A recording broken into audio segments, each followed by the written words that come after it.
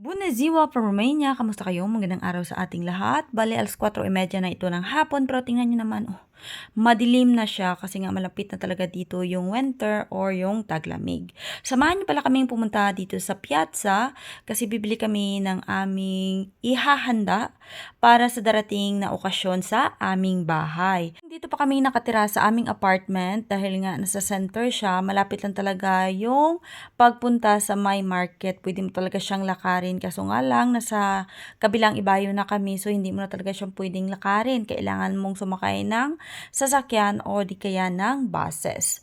So timing rin na day off ng aking asawa bago yung aming party, so makabili talaga kami ng aming ihahanda na isang bilihan na lang ba.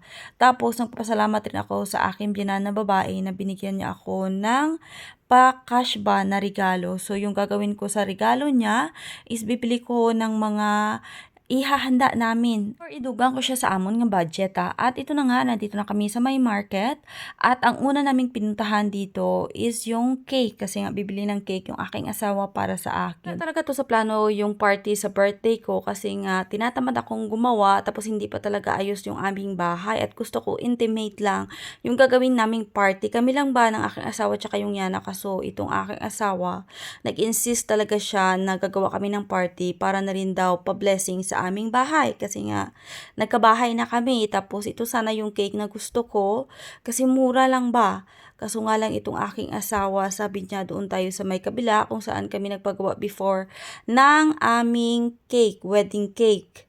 At doon nga kami nakapa-reserve pero hindi naman kami magbabayad kasi yung magbabayad yung aking napaka-generous nga ugangan. Tapos ito na naglalakad-lakad na yan yung yana at pumasok kami dito again sa isang store kung saan bibili kami ng panggratar or pang barbecue kasi nakamarinated na dito ba. Ito kasi yung kadalasan na kinakain ng mga lokal na mga bisita. So this is the good thing, hindi ko na kailangan pang mag-marinate.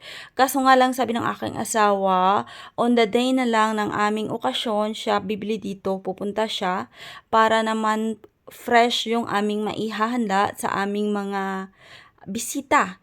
Tapos, bumili na rin kami dito ng kunting salami. Then, after namin doon sa may mga karne, nagtingin-tingin, pumasok kami dito sa isang store kung saan nakakita ako ng pa-sale na flowers. Tingnan nyo naman, diba, napakaganda. At bumili nga ako dito ng isa kasi pwede mo yan sila na i-separate pa para madami. Medyo madami-dami rin kasi yung aming bisita na pupunta sa aming bahay, kaya maramihan din yung aming binili. Tapos ito na yung aming last stop, yung mga soft drinks tsaka yung beer. Kasi nga mahilig yung aming mga bisita sa beer and soft drinks.